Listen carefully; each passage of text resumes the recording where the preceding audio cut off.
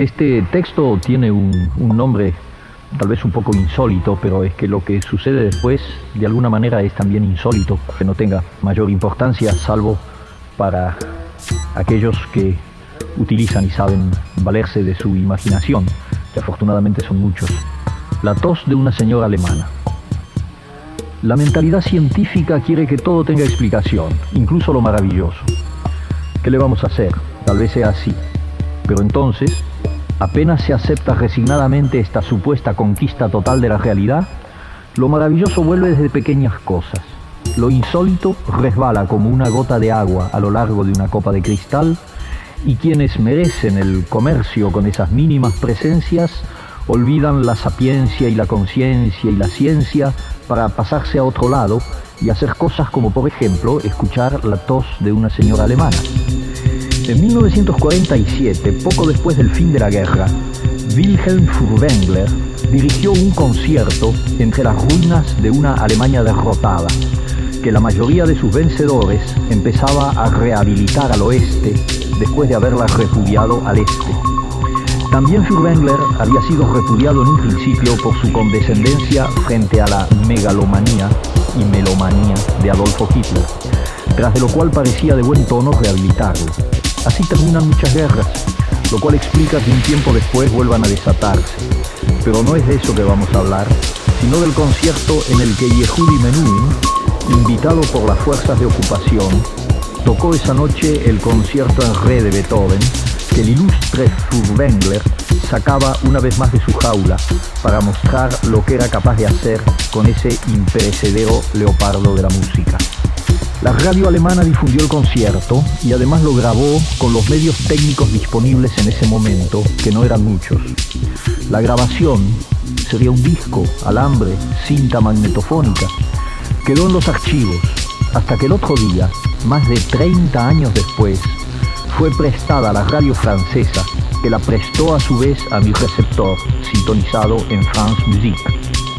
Un argentino en París escuchó así a una orquesta alemana y a un violinista judío que tocaban bajo la batuta de un muerto, de un muerto, de un muerto, de un muerto, de un muerto, de un muerto, de un muerto, de un muerto, de un muerto, de un muerto, de un muerto, de un muerto, de un muerto, de un muerto.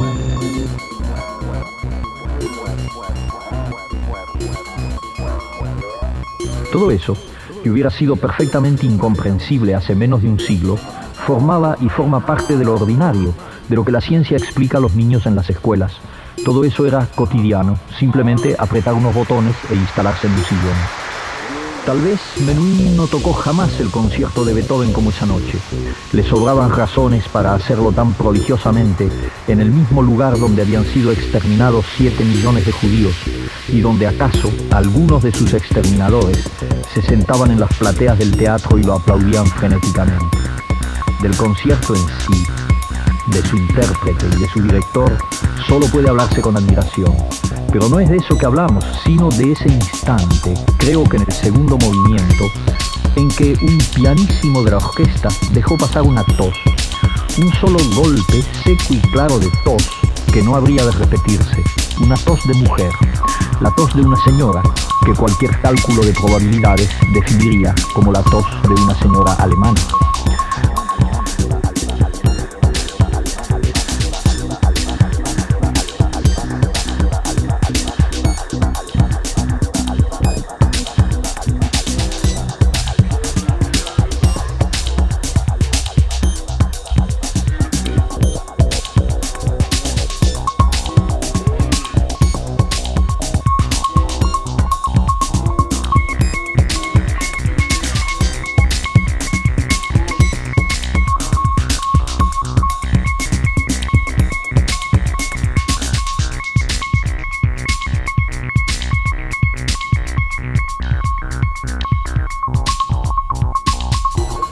Durante más de 30 años, esa pequeña tos anónima había dormido en los archivos de la radio.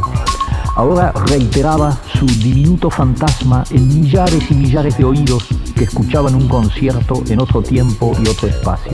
Imposible saber quién tosió así esa noche. Ninguna ciencia, ningún caballero Dupin podría rastrear su origen. Sin la menor importancia, sin la más pequeña significación, esa tos se repitió multiplicada por infinitos altavoces para recaer instantáneamente en la nada. Pero alguien que acaso nació para medir cosas así, con más fuerza que las grandes y duraderas cosas, oyó esa tos, y algo supo en él que lo maravilloso no había muerto, que bastaba vivir porosamente abierto a todo lo que habita y alienta entre lo concreto y lo definible para resbalar a otro lado, donde de pronto, en la enorme masa catedralicia de un concierto beethoveniano, la breve tos de una señora alemana era un puente y un signo y una llamada. ¿Quién fue esa mujer? ¿Dónde se sentó esa noche? ¿Está aún viva en alguna parte del mundo? ¿Por qué esa tos hace nacer estas líneas en otro tiempo, bajo otro cielo? ¿Hasta cuándo vamos a seguir creyendo que lo maravilloso no es más que uno de los juegos de la ilusión?